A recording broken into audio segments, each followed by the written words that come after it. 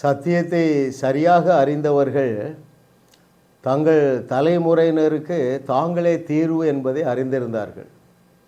Right?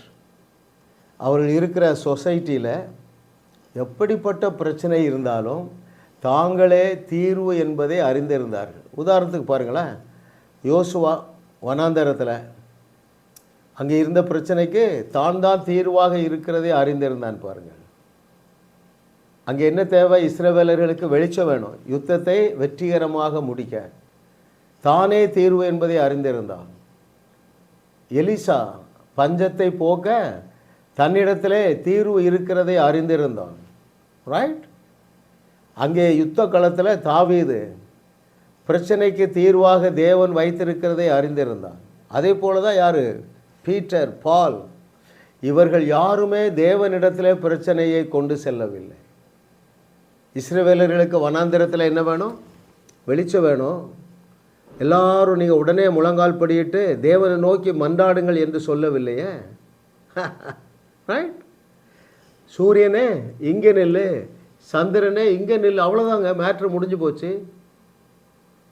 உங்கள் சூழ்நிலையிலே காணப்படுகிற அத்தனை பிரச்சனைக்கும் நீங்களே தீர்வாக இருக்கிறீர்கள். இதைத்தான் இயேசு பல வசனங்களில் சொல்லியிருக்கிறார்.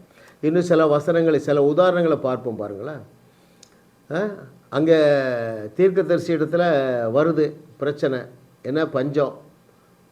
சமாரியாவில் பஞ்சம். இஸ்ரவேலர்கள் குழந்தைகளை அறுத்து சாப்பிடக்கூடிய அளவுக்கு கொடிய பஞ்சம். தன்னிடத்தில் தீர்வு இருக்கிறது என்பதை அறிந்திருந்தானே எலிசா. நாளைக்கு இந்த நேரம் இந்த பிரச்சனை தீர்ந்துருங்கன்னு சொல்கிறானுங்க. இந்த மாதிரி உங்களால் பேச முடியாதா? யோசித்து பாருங்கங்க. இயேசு கிறிஸ்து தான் பெஸ்ட் மாடல். கல்யாண வீட்டில் என்ன தேவைப்பட்டது? திராட்சை ரசம் தேவைப்பட்டது. நானே தீர்வு என்று முன்னால் வந்தது போல நீங்களும் முன் வருவீர்களா? அதுதான் கேள்வி.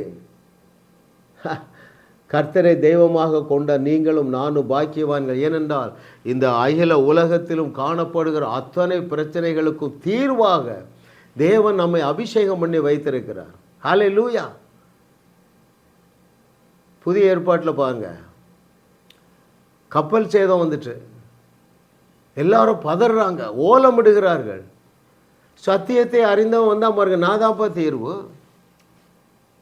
என்ன சொன்னால், கப்பலுக்கு தான் சேதமே தவிர ஒரு உயிர் கூட சேதப்படாது என்று சொல்லுகிற அளவுக்கு எதனாலே அவனாலே விசுவாசிக்க முடிந்தது என்றால் சத்தியத்தை சரியாக அறிந்திருந்தான். இவர்கள் எல்லாருமே, நான் பல பேரை சொன்னேன், எங்கே ஆரம்பித்தோம்? யோசுவாவிட்ட ஆரம்பித்து பவுலில் முடிச்சிருக்கிறோம். அத்தனை பேருக்கும் ஒரு காரியத்தை குறித்த நாலேஜ் இருந்தது. என்ன நாலேஜ்னா, நான் வாயால் பேசினா போதும், நான் வாயாலே வடை சுட்டா போதும், பிரச்சனை தீர்ந்து விடும் என்று அறிந்திருந்தார்கள். பாருங்கள், எலிசா அறிந்திருந்தான், யோசுவா அறிந்திருந்தான், தாவீது அறிந்திருந்தான். வேற யார் அறிந்திருந்தாங்க? எலிசா அறிந்திருந்தான், இயேசு கிறிஸ்து அறிந்திருந்தார், பீட்டர் அறிந்திருந்தார், பவுல் அறிந்திருந்தாருங்க. உங்களுக்கு அந்த அறிவு எங்கே போச்சு? இன்னைக்கு காலையிலே ஒரு சகோதரன் அழைக்கிறார், மேஜர் ஆக்சிடெண்ட் பிரதர். சில நிமிடங்களில் என்ன செய்ய போகிறாங்க? சர்ஜரி பண்ண போகிறாங்க. நாவிலே உள்ள அதிகாரத்தை அறிந்திருந்தேன். இதற்கு பிரச்சனைக்கு, இந்த பிரச்சனைக்கு நான் தீர்வளிக்கக்கூடிய ஆற்றல் எனக்கு இருக்கிறது, நானே தீர்வு என்பதை அறிந்திருந்ததுனால சொன்னேன். ஐ simply set, I cancel the surgery. 2 மணி நேரம் கழித்து கூப்பிடுறாங்க, பிரதர் எல்லாமே ரெடி பண்ணிட்டாங்க பிரதர், தேட்டர் எல்லாம். இப்போ டாக்டர் சொல்கிறாரு ஆப்ரேஷன் தேவையில்லைங்க, மெடிசன்லேயே சரியாயின்னு சொல்கிறாங்க. அப்போது இது எந்த ஆற்றல் எல்லாருடைய நாவிலும் இருக்கா இல்லையா? நீங்கள் நினைக்கலாம், அங்கிள் நீங்கள்லாம் பெரியவங்க, அருமையான மகனே மகளே நீனும் பெரியவா தான், நீயாவது பெரியவான்னு நான் சொல்கிறேன். ஆண்டவர் சொல்கிறா நீ தான் தேவன். தேவன் என்றால் யார்? எல்லா பிரச்சனைக்கும் தீர்வு கொடுக்கிறவர்கள். ரைட்?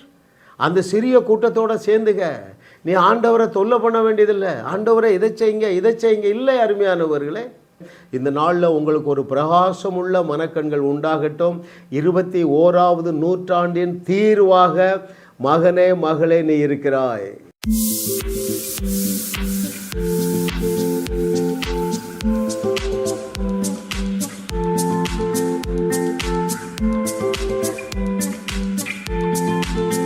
ஜாஸ் மினிஸ்ட்ரீஸ் யூடியூப் சேனலில் தொடர்ந்து செய்திகளை கேளுங்கள், சப்ஸ்கிரைப் செய்யுங்கள், வீடியோக்களை லைக் செய்து பலரோடும் பகிர்ந்து கொள்ளுங்கள். அவர்களும் ஆசீர்வதிக்கப்படட்டும்.